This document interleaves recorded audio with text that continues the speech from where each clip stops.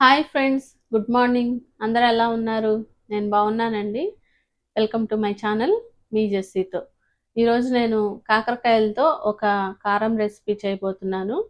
ఈ కారం recipe special ఏంటంటే నేను చైనా కాకరకాయలతో ఈ కారం రెసిపీ చేయబోతున్నాను. చూస్తున్నారు కదా, ఇది చైనా కాకరకాయ. మీలో ఎంతమంది ఈ కాకరకాయని చూశారు? కామెంట్ చేయండి. ఇప్పుడైతే డైరెక్ట్గా రెసిపీలోకి వచ్చేసాను ఫ్రెండ్స్.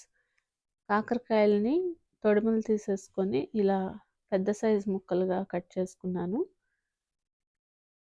ఈ కాకరకాయలకి ఇప్పుడు ఇలా 4 పక్షాలుగా ఘాట్లు పెట్టుకుంటున్నాను. ఈ రెసిపీకి పెద్ద కాకరకాయ కంటే చిన్న కాకరకాయలు అయితే చాలా బాగుంటుంది.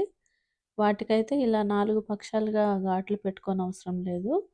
జస్ట్ మధ్యలోకి ఒక కట్టిస్తే సరిపోతుంది. ఏం చేస్తాం ఫ్రెండ్స్, దొరికిన వాటితోనే అడ్జస్ట్ అయిపోవాలి. అందుకని నేను ఈ పెద్ద కాకరకాయలకి ఇలా ఘాట్లు పెట్టేసి వీటితో ఈ కారం రెసిపీ చేయబోతున్నాను.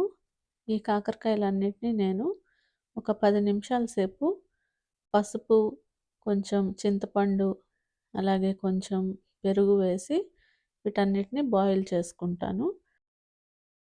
చూస్తున్నారు కదా ఫ్రెండ్స్, ఒక బౌల్లో వాటర్ ఇలా తీసుకొని ఈ కాకరకాయ ముక్కలు అందులో వేశాను.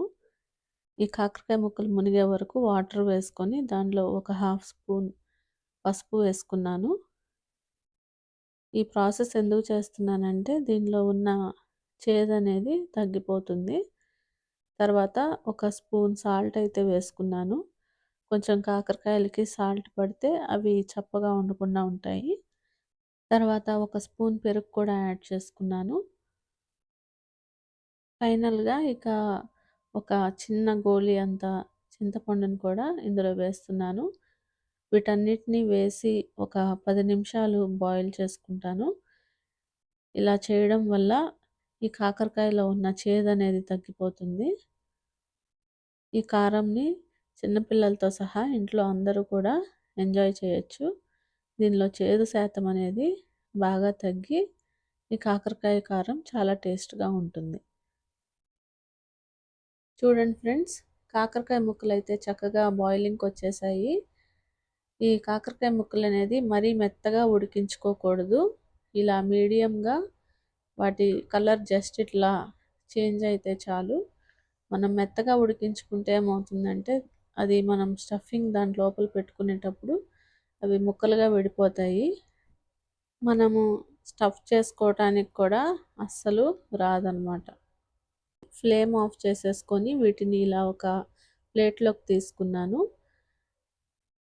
ఇప్పుడు వీటిల్లోకి స్టఫింగ్ని ప్రిపేర్ చేసుకొని దాన్ని వీటిల్లోకి చక్కగా మనం పెట్టేసి తర్వాత వీటిని ఆయిల్లో ఫ్రై చేసుకుందాం.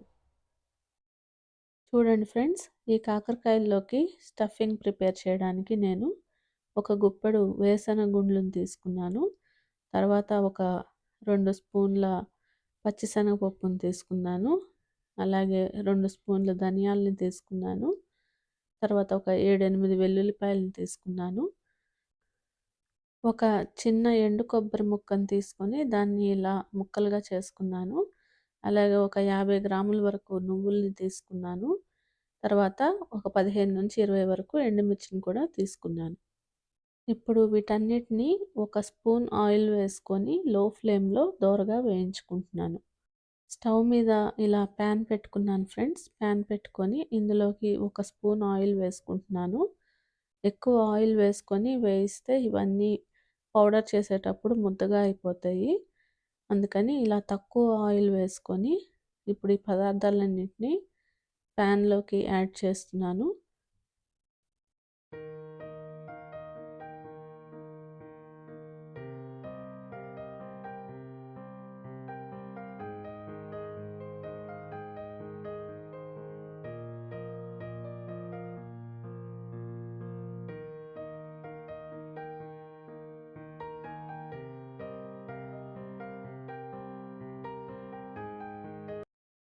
చూడండి ఫ్రెండ్స్, ఇప్పుడు ఈ పదార్థాలన్నీ ఇలా దోరగా వేగిపోయాయి. ఇప్పుడు నేను లాస్ట్లో నువ్వుల్ని యాడ్ చేస్తున్నాను. నువ్వులు ఇలా లాస్ట్‌లోనే యాడ్ చేసుకోవాలి. లేకపోతే ఇవి నల్లగా మాడిపోతాయి. టేస్ట్ అంతా పాడైపోతుంది. నువ్వులు త్వరగా వేగిపోతాయి కాబట్టి ఇవి లాస్ట్‌లో ఒక నిమిషం ముందు దించే ముందు ఇవి వేసుకొని జస్ట్ లైట్‌గా ఇలా వేగనిస్తే సరిపోతుంది.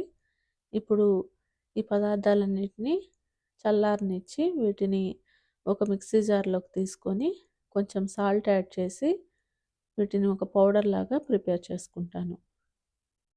చల్లారిన ఈ పదార్థాలన్నిటిని ఇలా మిక్సీ జార్‌లోకి తీసుకొని కొంచెం సాల్ట్ యాడ్ చేసి దీన్నంతటిని పౌడర్ లాగా మిక్సీ పట్టుకున్నాను. చూడండి ఫ్రెండ్స్, ఈ పదార్థాలన్నిటిని ఈ విధంగా పౌడర్ లాగా చేసుకున్నాను. ఇప్పుడు దీన్ని మనం ఆల్రెడీ ఉడికించి పెట్టుకున్న ఈ కాకరకాయల్లో స్టఫ్ చేస్తున్నాను.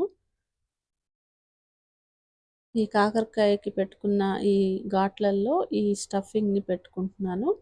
ఇలా అన్ని కాకరకాయలకి స్టఫింగ్ పెట్టుకొని వీటన్నిటిని ఇప్పుడు ఆయిల్‌లో ఫ్రై చేసుకుంటున్నాను. స్టవ్ మీద ప్యాన్ పెట్టుకొని దానిలో కొంచెం ఆయిల్ వేసుకొని ఆయిల్ హీట్ అయిన తర్వాత అందులోకి కొంచెం జీలకర్ర వేసుకుంటున్నాను. కరివేపాకు కూడా మీరు యాడ్ చేసుకోండి. నా దగ్గర ఇంట్లో కరివేపాకు లేదు, అందుకని నేను యాడ్ చేయట్లేదు. కరివేపాకు ఉంటే కరివేపాకు కూడా యాడ్ చేసుకుంటే ఫ్లేవర్ ఇంకా బాగుంటుంది.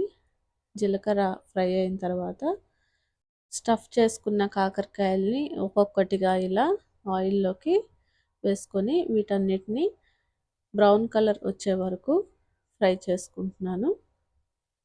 ఇలా నెమ్మదిగా ఒక్కొక్కటి వేసుకోండి ఫ్రెండ్స్, లేకపోతే ఆయిల్ అనేది చిందుతుంది.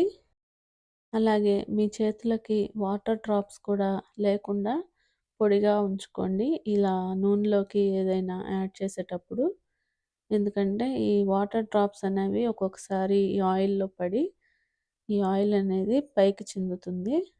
జాగ్రత్తలు తీసుకోవడంలో తప్పులేదు కదా ఫ్రెండ్స్, అందుకని చెప్పాను. చూడండి ఫ్రెండ్స్, కాకరకాయలైతే ఒక సైడ్ ఇలా బ్రౌన్ కలర్‌లోకి వేగిపోయాయి. ఇప్పుడు వీటిని రెండవ సైడ్ కూడా ఇలా టర్న్ చేసుకుంటున్నాను. ఇలా అన్ని కాకరకాయలని రెండవ సైడ్ కూడా తిప్పుకొని వాటన్నిటిని కూడా ఇలా బ్రౌన్ కలర్‌లోకి వేయించుకోవాలి. ఈ కాకరకాయలు ఫ్రై చేసుకునేటప్పుడు స్టవ్‌ని హైలో పెట్టకండి. లో టు మీడియం ఫ్లేమ్‌లోనే వీటిని వేయించుకోవాలి. హైలో పెట్టుకుంటే ఏమవుతుందంటే మనం లోపల పెట్టుకున్న స్టఫింగ్ అనేది తొందరగా మాడిపోయి టేస్ట్ అనేది పాడైపోతుంది. అందుకనే కొంచెం ఓపికగా వీటన్నిటిని ఇలా లో టు మీడియం ఫ్లేమ్‌లోనే పెట్టుకొని అన్ని వైపులా ఇలా దోరగా కాల్చుకోవాలి. ఇలా దోరగా ఫ్రై అయిన ఈ కాకరకాయల్ని చూసారు కదా! ఇవి టేస్ట్ అయితే చాలా బాగుంటాయి. అస్సలు చేదనేది అయితే ఉండదు. నేను ఈ మిగిలిన స్టఫింగ్ పౌడర్‌ని కూడా ఈ కాకరకాయల్లో వేసి ఈ పౌడర్ అనేది ఈ కాకరకాయలకి కోట్ అయ్యే విధంగా దీనంతటిని బాగా కలుపుతూ ఒక 2, 3 నిమిషాల పాటు దీన్ని ఫ్రై చేసుకోవాలి.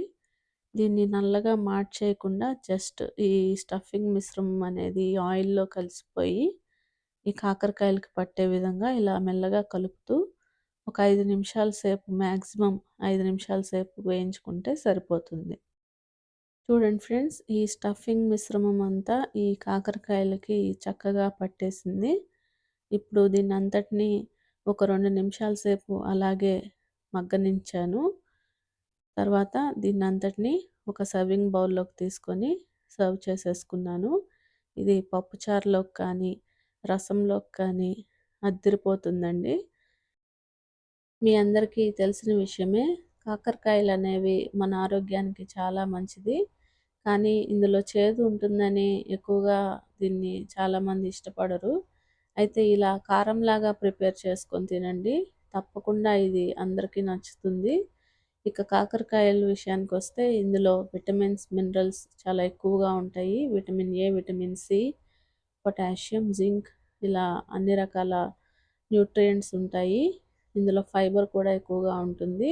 ఫైబర్ ఉండటం వల్ల ఇది వెయిట్ లాస్‌కి కూడా ఉపయోగపడుతుంది. అలాగే ఇందులో కొలెస్ట్రాల్‌ని తగ్గించే గుణాలు కూడా ఉన్నాయి. తర్వాత ముఖ్యంగా డయాబెటీస్ వాళ్ళకి ఇది ఎంతో మంచిది. బ్లడ్ షుగర్‌ని కంట్రోల్‌లో ఉంచుతుంది. కాబట్టి ఈ రెసిపీని మీరందరూ కూడా ఒకసారి మీ ఇంట్లో ట్రై చేసి టేస్ట్ చూడండి. చాలా బావుంటుంది. ఈ రెసిపీ కనుక మీకు నచ్చినట్లయితే తప్పకుండా ఒక లైక్ ఇవ్వండి ఫ్రెండ్స్. మన ఛానల్‌ని ఇంకా ఎవరైనా సబ్స్క్రైబ్ చేసుకోకపోతే ప్లీజ్ సబ్స్క్రైబ్ చేసుకోండి. అలాగే పక్కనున్న బెల్ ఐకాన్‌ని టచ్ చేస్తే నేను వీడియో పెట్టగానే నోటిఫికేషన్ అయితే మీకు వస్తుంది. మరొక టేస్టీ అండ్ హెల్తీ రెసిపీతో మళ్ళీ మిమ్మల్ని కలుసుకుంటాను friends. Thank you for watching friends. Keep smiling. Take care. Bye.